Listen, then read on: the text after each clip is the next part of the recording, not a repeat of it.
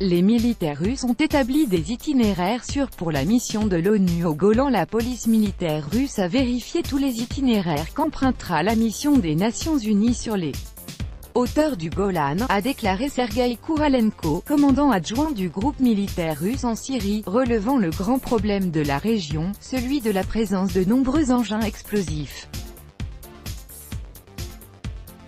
Les itinéraires que prévoient d'emprunter les patrouilles de la Force des Nations Unies chargées d'observer le désengagement FNUOD sur le Golan ont été intégralement contrôlés par la police militaire russe, a annoncé ce mercredi le général de division Sergueï Kouralenko, commandant adjoint du groupe militaire russe en Syrie.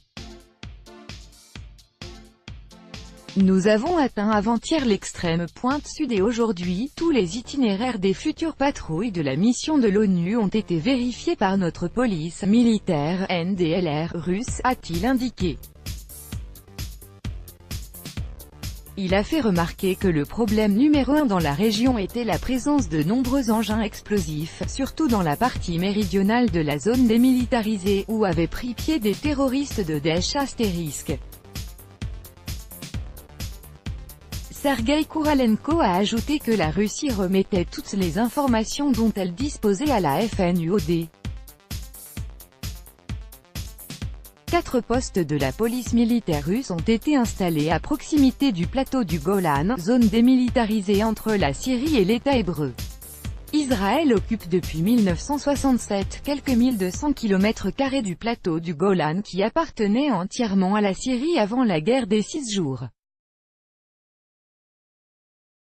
En 1981, le Parlement israélien a adopté la loi sur les hauteurs du Golan, proclamant unilatéralement la souveraineté de l'État hébreu sur ce territoire.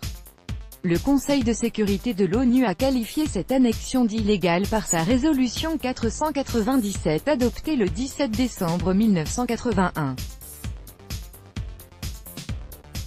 Environ 510 km² du plateau du Golan restent sous le contrôle du gouvernement syrien. * Organisation terroriste interdite en Russie.